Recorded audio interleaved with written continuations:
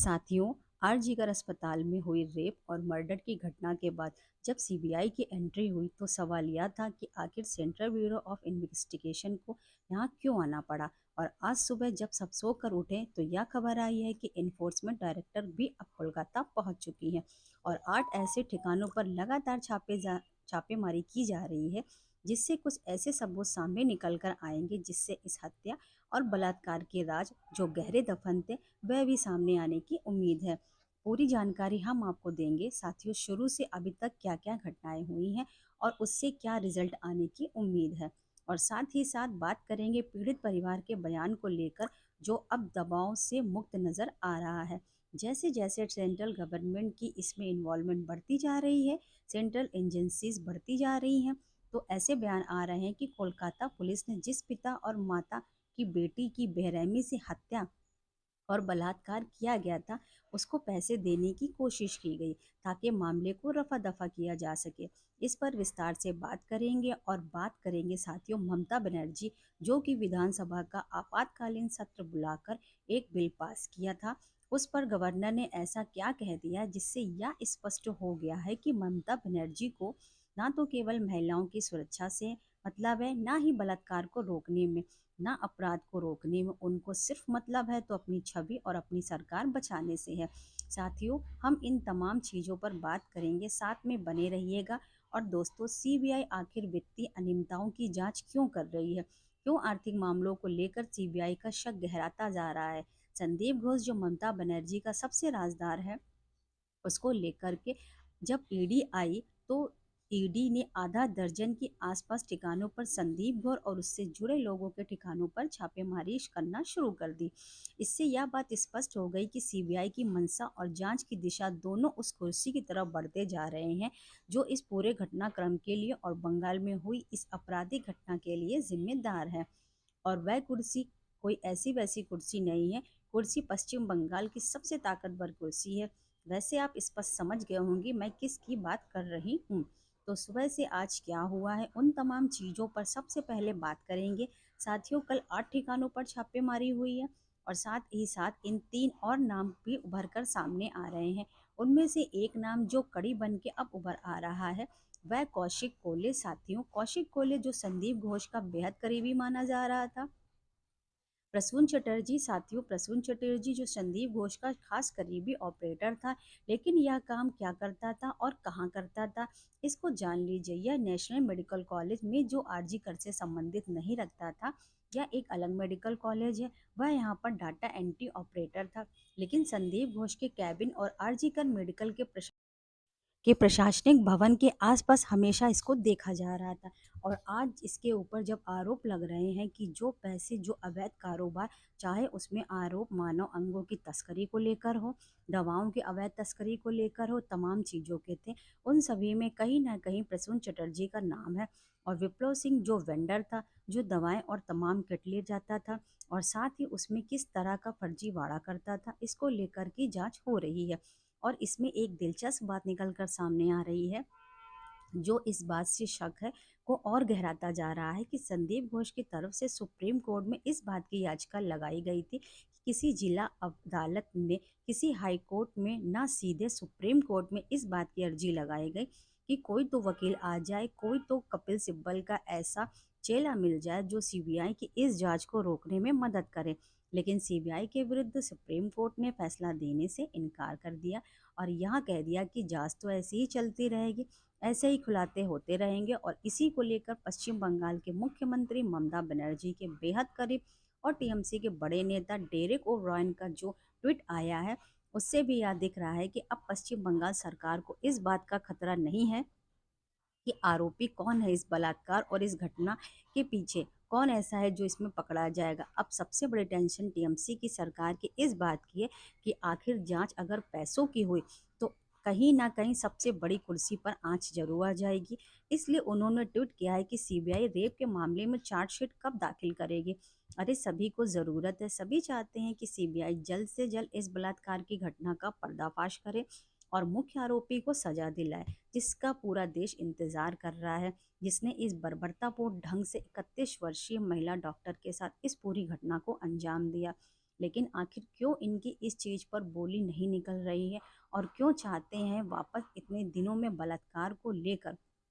अपराधी को लेकर, घटना को किसने अंजाम दिया, इस चीज को लेकर सीबीआई से इतने सवाल नहीं पूछे गए हैं टीएमसी की तरफ से, लेकिन अचानक से हमला क्यों बढ़ने लगा है। उनका राज सिर्फ यही कहता है कि हत्या और बलात्कार में तो अब लगभग चीजें शेयर हो गई हैं टीएमसी की सरकार की, अब इसमें ज्यादा कुछ नहीं निकलेगा। लेकिन जब फाइनेंशियल ट्रेल्स निकलेंगे तो हमें पहले दिन से ही आपसे कहा है कि भले कुछ भी हो, लेकिन कुछ ऐसे नाम जो हत्याओं में शामिल ना हो, भले जिन्होंने चाकू नहीं चलाया हो, भले जिन्होंने नाक और मुंह ना दबाया हो, भले जिन्होंने बलात्कार ना किया हो, लेकिन कहीं ना कहीं इस घटना के तमाम वे लोग जिम्मेदार हो सकते हैं, क्योंकि लगातार बात कही जा रही है कि इस घटना के पीछे कहीं ना कहीं जो संजय राय ने इस घटना को अंजाम दिया है, जो अभी तक आरोपी मुख्य आरोपी बताया जा रहा था, जिसके पीछे कहीं ना कहीं इस बात की साजिश है, जो इस बात का राज छुपा हुआ है कि वह कौन लड़की डॉक्टर के साथ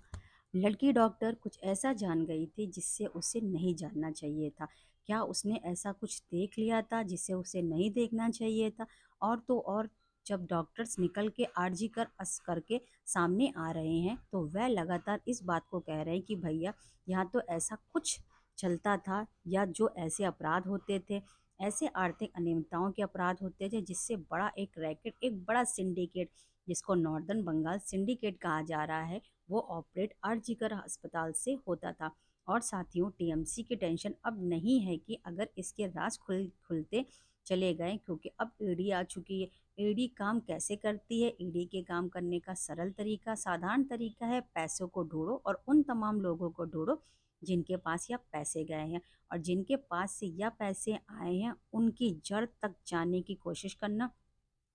जो कहीं ना कहीं इस पूरे मामले में उन सबसे बड़ी कुर्सी तक जाता हुआ नजर आ रहा है। और साथियों, साथ ही अब हम बात करेंगे उन तमाम चीज़ों को लेकर जो कल की जांच में हुई हैं, और साथ ही साथ एक और मामले की जिसमें सीबीआई ने पश्चिम बंगाल के पीडब्ल्यूडी विभाग के सामने कुछ ऐसे सवाल रखे हैं कि एक नोटिस जारी करके सवाल पूछा गया है जो पहले दिन से ही संशय का आधार बना है। आखिर आरजी कर अस्पताल में, मेडिकल कॉलेज में जहां ये घटना हुई, उस सेमिनार रूम में घटना हुई, उसके बगल में सटे हुए कमरे में और एक टॉयलेट का रिनोवेशन क्यों कराया गया? क्या सबूत मिटाए गए थे? क्योंकि 3 अलग-अलग कमरों तक वह फुटप्रिंट मिले हैं,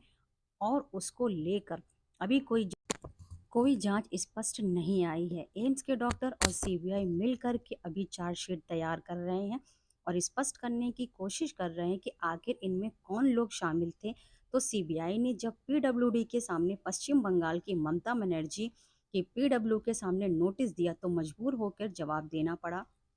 सवाल क्या थे साथियों? सवाल यह थे कि 3 वर्षों में आरजी करर मेडिकल कॉलेज में कौन कौन से रिनोवेशन के काम हुए, और क्या जिस दिन घटना हुई उसके बाद किसी तरीके रिनोवेशन का आदेश दिया गया था, और अगर आदेश दिया गया था उस पर हस्ताक्षर किसने किए थे। और पीडब्ल्यूडी का जवाब वह चौंकाने वाला है। पीडब्ल्यूडी की तरफ से कहा गया इसके आदेश डॉक्टर संदीप घोष ने दिए थे, और सवाल यहीं से गहराता है कि साथियों, या यह राज यहीं से गहराता चला जा रहा है कि संदीप घोष उन तमाम सबूतों को मिटाना चाहता था, और क्या वाकई उन सबूतों को मिटाने में कामयाब हो गया? क्योंकि अब जो रिपोर्ट्स निकल के सामने आ रही हैं उनसे यही बात है, जो फाइनल रिपोर्ट को जो सूत्रों के हिसाब से जानकारी निकल के सामने आ रही है कि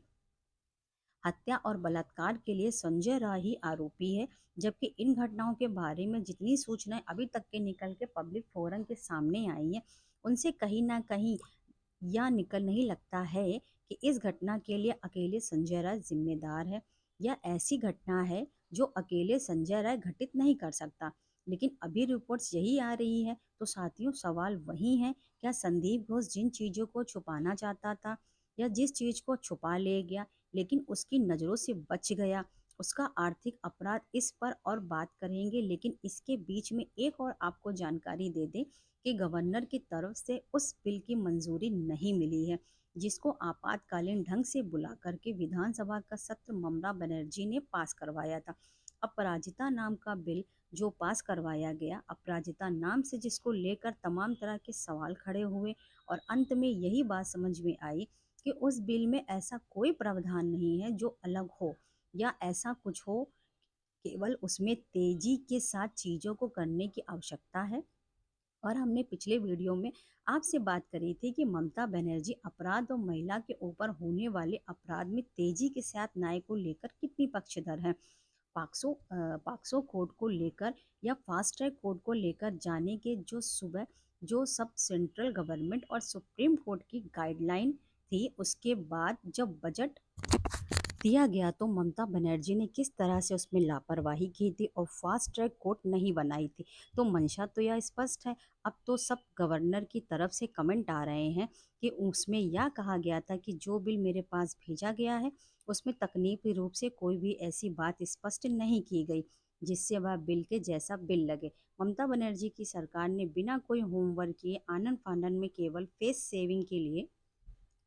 अपना चेहरा बचाने के लिए, ममता बनर्जी ने चुनावी फायदे पाने के लिए इस बिल को सामने लेकर आई थी, ताकि डॉक्टर्स का जो एजिटेशन है, जो जनता के मन में आक्रोश है, वह शांत हो जाए और लोग कहने लगे कि भाई ममता बनर्जी की जो है वह सबसे अच्छी मुख्यमंत्री है। देखिए कितना तेजी के साथ वह न्याय करने के लिए अग्रसर है। अब गवर्नर,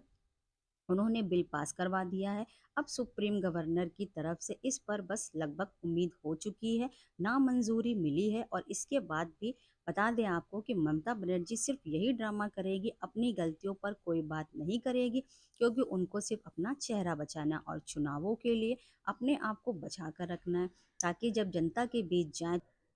तो बड़े-बड़े ऐसे बिल लेकर के ऐसे पर्चा उछाल सके, वह जो लोकसभा में भी उन्होंने एक समय पर किया था। सभापति के मुंह पर पर्चा फेंक दिया था, वही चीज़ जनता के मुंह पर फेंक सके। लो देखो हमने न्याय किया था, लेकिन गवर्नर ने, भाजपा के गवर्नर ने, केंद्र सरकार ने, नरेंद्र मोदी ने इस चीज़ को नहीं होने दिया। और सबसे जो महत्वपूर्ण बातें हैं इस पूरे चर्चा की और इस पूरे बातचीत की, जो परिवार के आरोप निकल कर सामने आए हैं, परिवार के ऊपर लगातार दबाव था और यही चीज स्पष्ट हो रही है। परिवार का कहना है कि जिस दिन घटना हुई और पोस्टमार्टम हुआ, उसके बाद जब अंतिम संस्कार के लिए बंगाल पुलिस की तरफ से दबाव बनाया गया, जी हाँ, परिवार के आरोप हैं कि दबाव बनाया गया। पहले समझिए कि समान रूप से किसी के भी साथ ऐसी घटना होती है, समान व्यक्तियों के साथ, समान परिवार के साथ, तो उसको किसी कानून का अंदाज़ा नहीं हो पाता है। हम आप कभी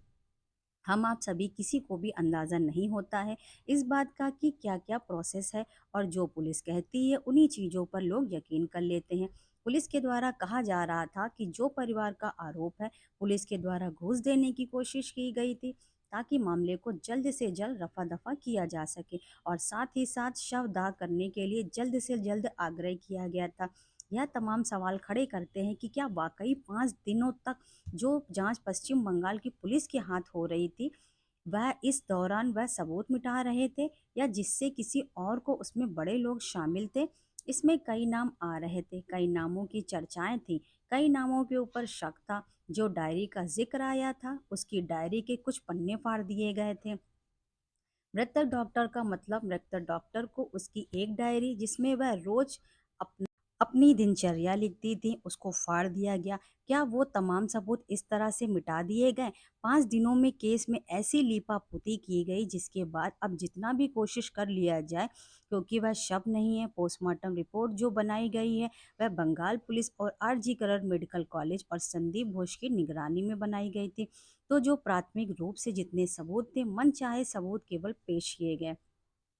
क्या यह भी सवाल खड़ा हो रहा है कि इसमें केवल जांच की जो सुई है वह केवल संजय राय की तरफ ही जाए, लेकिन सब कुछ करते हुए पश्चिम बंगाल की सरकार संभवतः उससे मुख्यमंत्री, स्वास्थ्य मंत्री, गृह मंत्री भी शामिल हो सकती हैं। और जो रिपोर्ट्स और जो अंदेशा लगाया जा रहा है उसके आधार पर, और संदीप घोष इस बात को भूल गए कि सिर्फ हत्या नहीं हुई थी, हत्या के पीछे जो मोटिव था, बलात्कार के पीछे का जो मोटिव था, जो इस पूरे केस में कहीं निकल कर के सामने नहीं आ रहा है। लेकिन जब सीबीआई ने इस एंगल से जांच करनी शुरू करी और उसमें आर्थिक अनियमितताओं की बात करनी शुरू करी, तब जो निकल कर सामने आ रहा है उसको छुपाना यह लोग भूल गए। और अब जो निकल के सामने आ रहा उसमें एक पूरा पूरा रैकेट,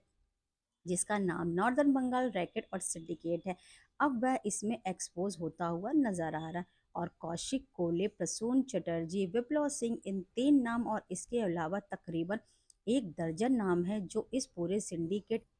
इस पूरे आर्थिक अपराध में शामिल थे और जो अब 6 लोगों की गिरफ्तारी हुई है, उनसे जो पूछताछ चलेगी उसके बाद अब इन्फोर्समेंट डायरेक्टर अपने ढंग से काम करना शुरू करेगी, जिससे तकलीफ हमेशा से ममता बनर्जी समेत पूरे विपक्ष को रही है, राहुल गांधी को हो रही है, सभी लोगों को हो रही है। अब उस तकलीफ को बढ़ाने जा रही है ईडी, और जांच जैसे जैसे आगे बढ़ेगी, जैसी जैसी रिपोर्ट आनी शुरू होंगी,